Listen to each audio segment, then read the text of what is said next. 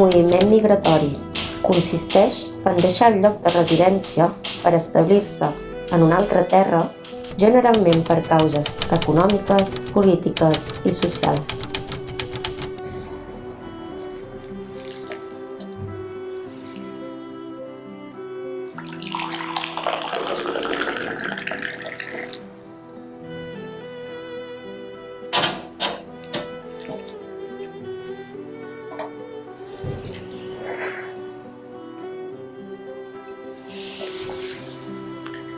La vida del meu pare al seu país era una vida, com ell diu, miserable, amb moltes carences. Un dia menjaven, 3 no.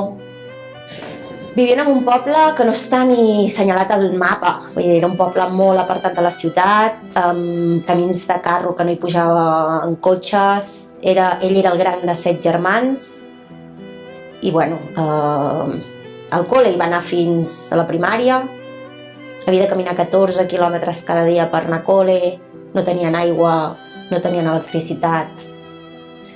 I bueno, sempre diu que el seu país no tenia gens de recursos i sempre tothom intentava fugir.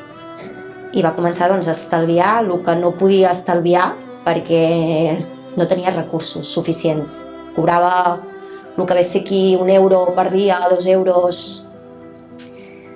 Treballava molt, menjava molt poc i bueno, va començar això, a fer una mica de calaix per poder comprar la seva llibertat cap a un futur millor, com ell diu.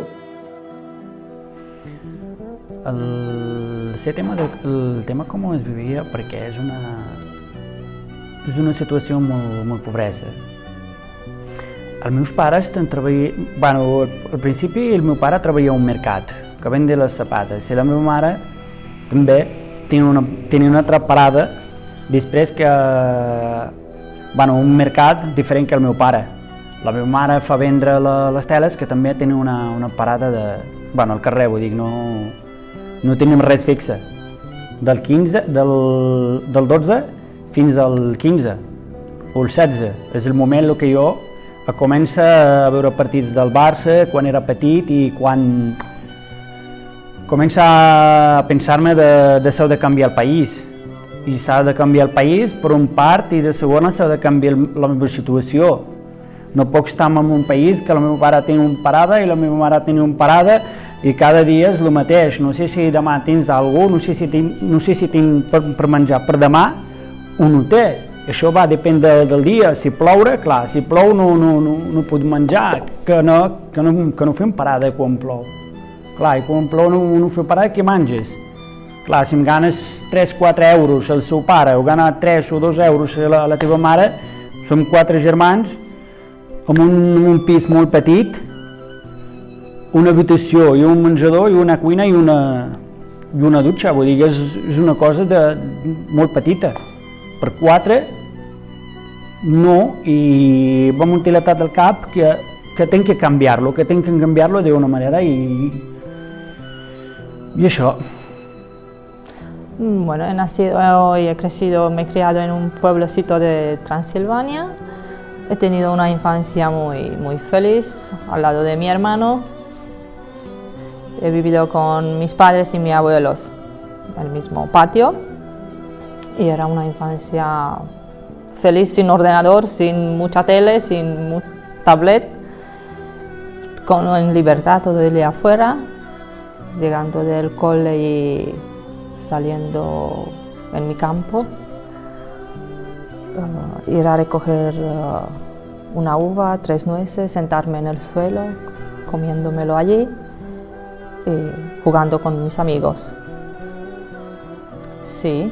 Hasta los 14 años he ido en el mismo pueblo a la escuela y luego para hacer el bachillerato con 15 años tuve que irme a la ciudad, que un poco me impactó, sobre todo de quitarme esta libertad, ir a vivir en un piso. Después de este tiempo de adaptación, claro, llegué a gustarme mucho vivir en la ciudad y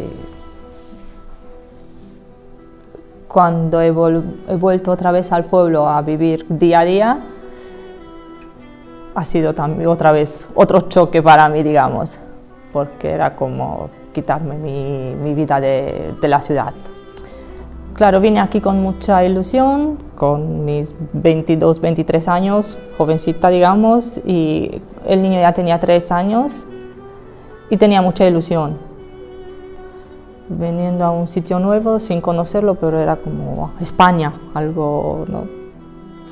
Pues vivía con lo justo y lo necesario, con mi hija y trabajando. Sí, trabajaba dentro de la industria de los ordenadores, haciendo piezas. Eran casas antiguas soviéticas donde estaba todo hecho polvo y la situación, bueno, como en todos países hay zonas muy ricas y zonas muy pobres. En el meu país vivían la meva mare, el meu pare i tinc 2 germans. Vivien a la ciutat de Cali, vivien en un barri molt perillós, però vivien bé. La meva mare treballava en un restaurant xinès, era xef de cuina. El meu pare treballava d'electricitat. On vivíem tenien el col·legi al costat i molta delinqüència, molts assassinats. Vivíem bé, de moment vivíem bé perquè eren petits encara, saps? Ja quan vas creixent, juntar amb males companyies i van decidir venir aquí perquè vaig fer una ferida aquí en la cama molt grossa i la meva mare es va quedar sense feina. Feia uns mesos abans el meu tiet el van assassinar i una altra cosita va morir. Llavors entonces la meva mare ja va dir que preferia marxar d'ahí. Tenia un cosí que vivia aquí a Vic i li va comentar que si volia venir a viure aquí a Vic a treballar. Y ella va a decidir que sí, cuando ya vas a recuperar. Pues con lo poquito que teníamos, la ropa nos la pasábamos de unos hermanos a otros, zapatos, de todo, porque no había.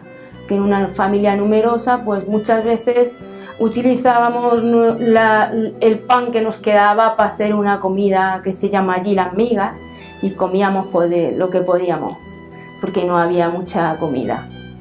Y bueno, también teníamos que pedir ayuda a los curas, porque como mi padre, al tener tanta familia, a veces no tenía trabajo, pues teníamos que pedir ayudas. Y vivíamos del paro que cobraba mi padre, de la ayuda y así. Nosotros vivíamos en Linares, ¿vale? En Jaén, pero para poder subsistir teníamos que salir fuera a otros pueblos, a los cortijos, y allí era en la época de lo que era la recolección de la aceituna. Entonces pues nos ponían allí a todos en una habitación tapándonos con cortinas, allí con las camas, y bueno, la cocina era la chimenea, allí cocinábamos, y baños pues teníamos que ir a una barraca porque no había baño, y para ducharte pues con un barreño y agua caliente porque no había más. La vida de mi mare al seu país pues, era com totes les dones ja com coneixem al Marroc. Era una dona casada amb 2 filles i va deixar d'estudiar amb els 20 i després dels estudis pues, directament a casa del marit. Els primers moments era tot bé, tot perfecte, o sigui, lo normal, però després amb problemes amb la seva sogra perquè era molt dolenta i el marit la maltractava. Les germanes del meu pare pues, li van dir que el seu marit ja té una altra dona, o sigui, perquè el meu pare després va venir aquí a Espanya, a Catalunya diguem, i es va enterar així que té una altra dona i a més té un fill.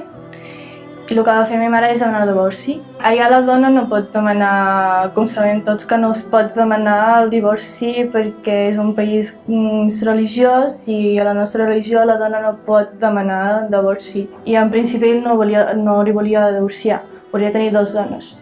Després els seus germans li van dir que bueno, si sembla bé emigrar-se cap a Catalunya, perquè bueno, resulta la vida al Marroc amb 2 filles i sense cap ajuda social ni res és molt difícil per mantenir 2 filles. Vivia al Marroc amb els meus pares, soc única, no tinc germans. Treballava en una empresa de cosmètica, estava tan contenta amb la meva feina, fins que un dia l'empresa va triar 3 persones per fer una formació aquí a Barcelona. Durant el viatge vaig conèixer un noi i vam pensar a casar. Clar, no estaven, bueno, la meva família no estàvem d'acord per la meva cultura. Clar, em va explicar que té feina, que té un pis, que bueno, vol dir que no baixo al nivell de vida que tenia al Marroc.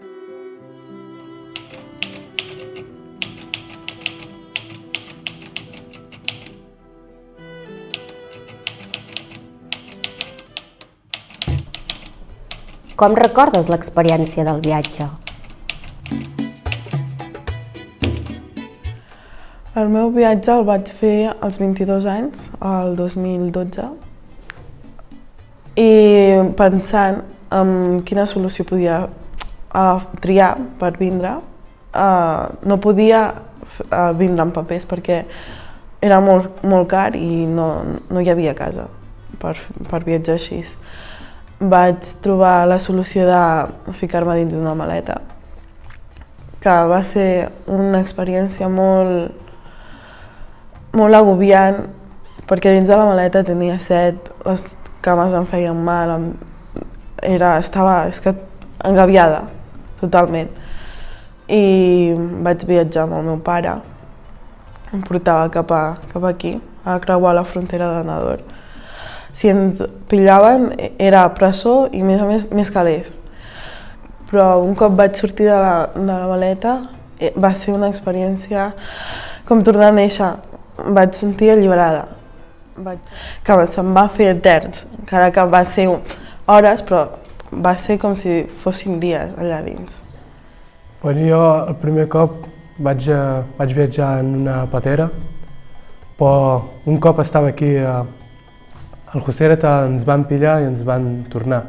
Ens van ficar a la presó 15 dies i després vaig tenir que pensar un plànol millor per poder viatjar, però amb seguretat que no em tornessin a pillar. Perquè un cop vaig sortir de la presó d'allà, vaig començar a treballar al costat del port.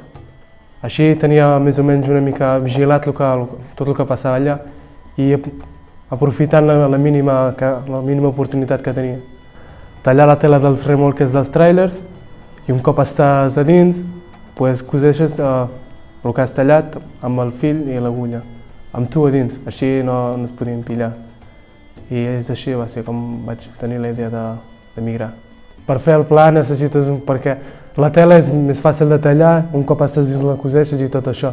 No com ficar-te a sota un remolque i tot això, que era molt més perillós i passaves més malament. Sí, tenia la sensació que m'estava jugant la vida. Me'n recordo, és com si ho ahir, perquè mai... El meu viatge va durar una setmana.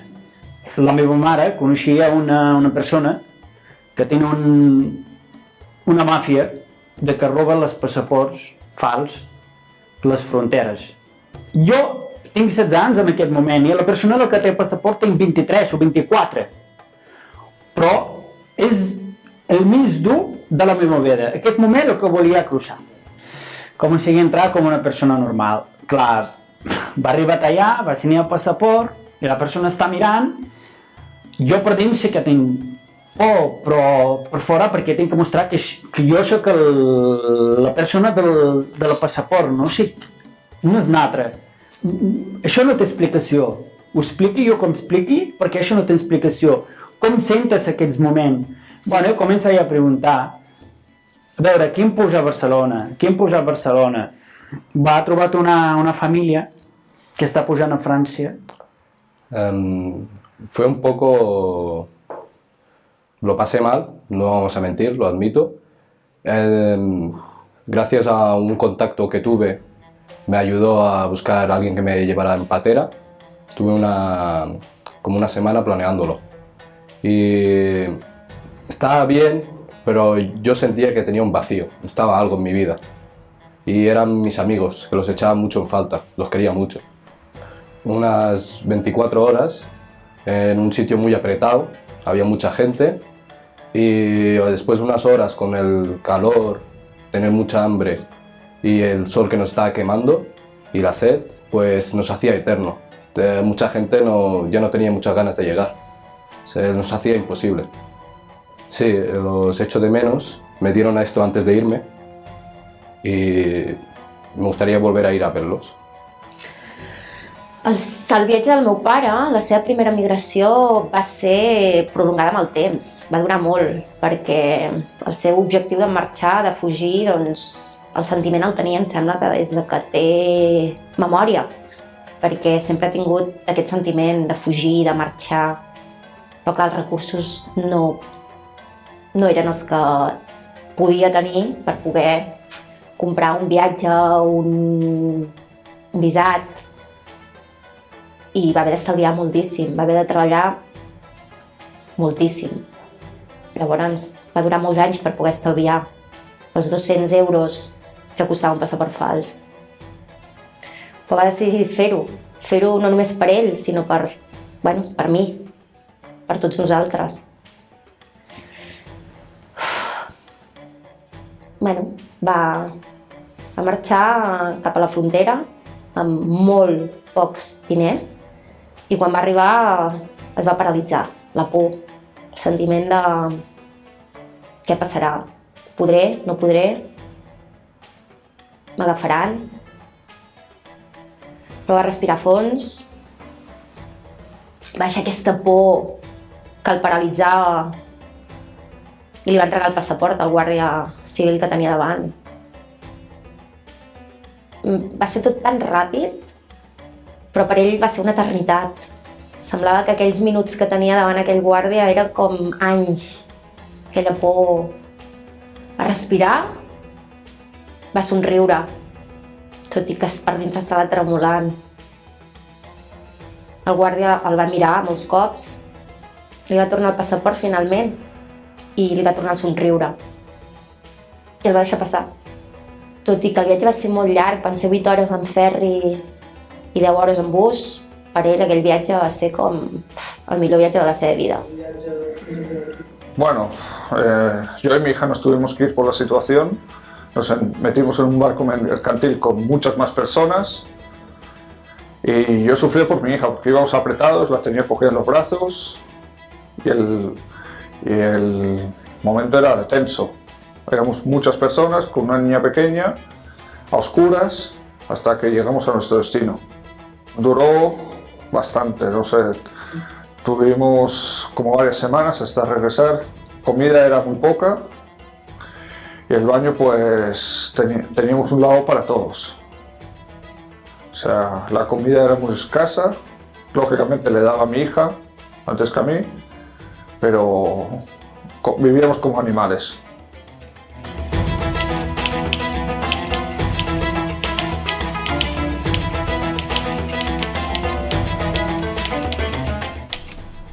Com has viscut el procés d'adaptació?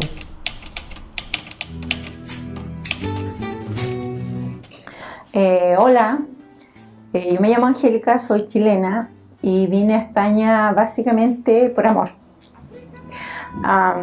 Porque conocí al que es mi esposo ahora y después de un par de meses aquí yo viajé nuevamente a mi país a buscar a mi nieta.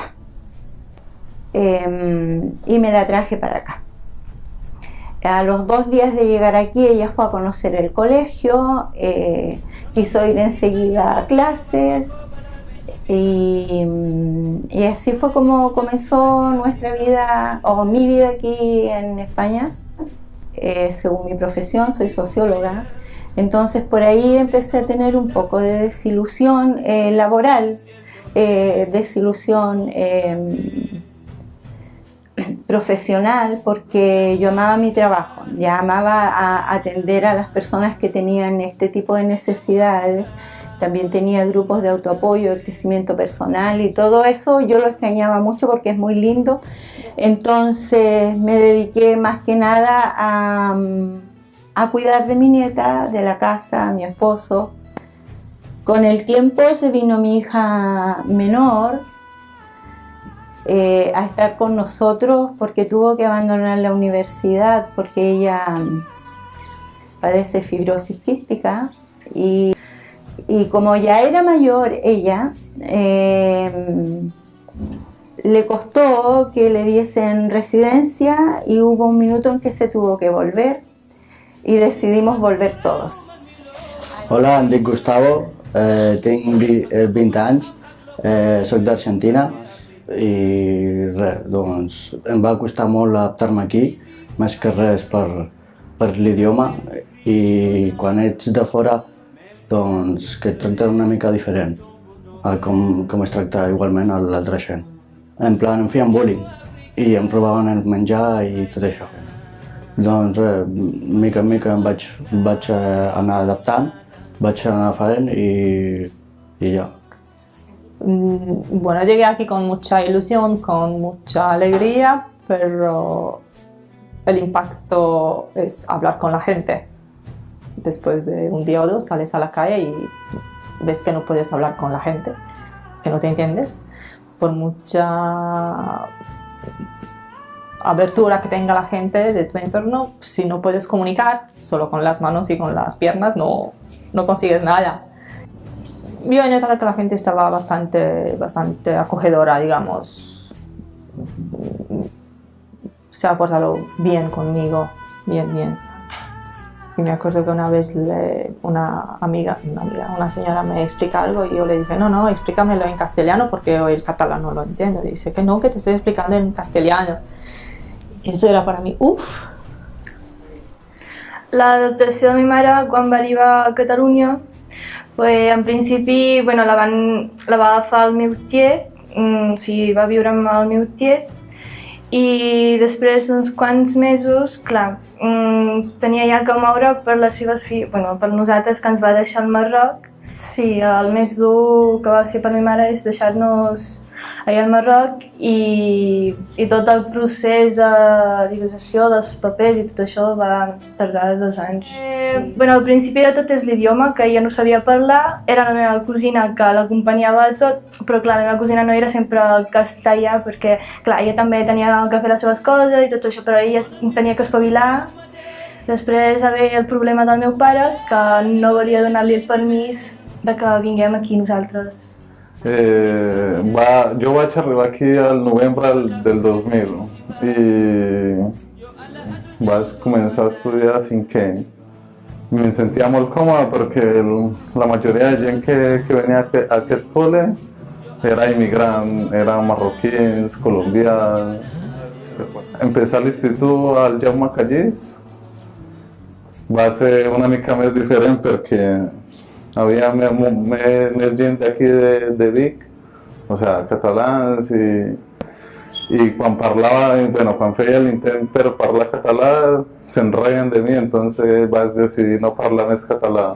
Al principi, una mica l'olor que feia aquí, que no m'agradava, però ya uno se acostumbra ya. Y yo tengo más recuerdos de aquí que de mi país.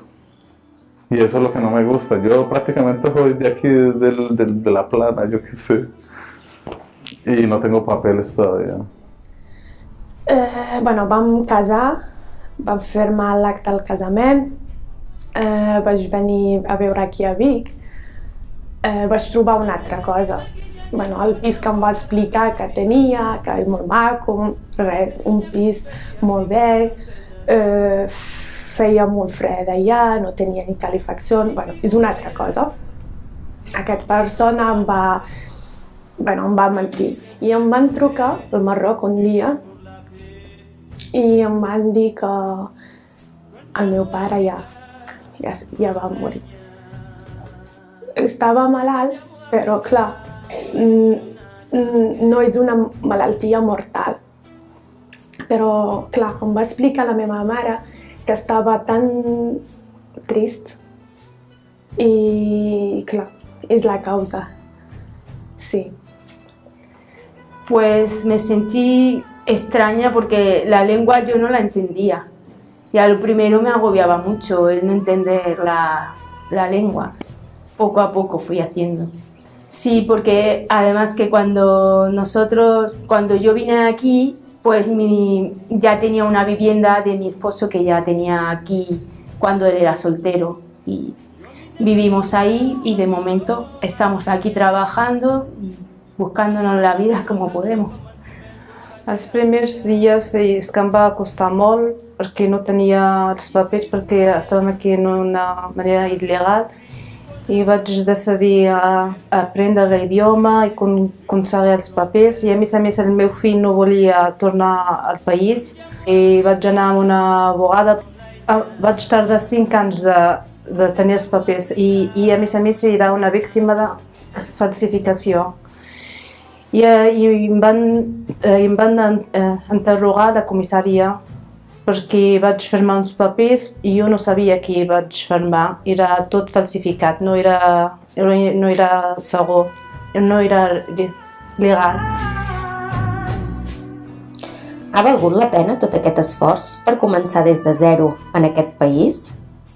Si poguessis tornar endarrere, tornaries a repetir la història? Sí, mereció la pena. Pude estar con mis amigos, pero se pasa muy duro. Si volvería a repetir la misma experiencia de venir como la primera vez, cuando conocí a mi esposo, pues sí, volvería a venir. Si tornaria a fer-ho? Esclar que sí, sens dubte. I tornaria a començar de zero quan va començar fa 40 anys. Sinceramente no lo sé. Profesionalmente no me ha valido la pena dejar mi trabajo por lo que hice aquí. Pero claro, aquí encontré el mar, aquí ha nacido mi hija y no lo sé. Sí, mi mare tornaria a fer tot el procés perquè ha valgut la pena fer-ho. Sí, ha valido la pena de venir aquí porque me he enriquecido en muchas cosas y la verdad estoy muy bien aquí. Me gusta Catalunya. Si el temps es tornaria darrere, ho faria el mateix, em quedaria aquí.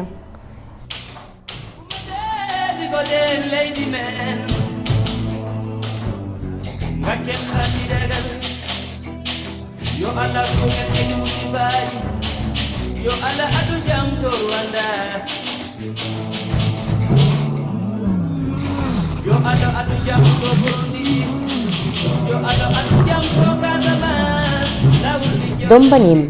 Cap a on anem? No hem d'oblidar mai que tots som immigrants o descendents d'immigrants.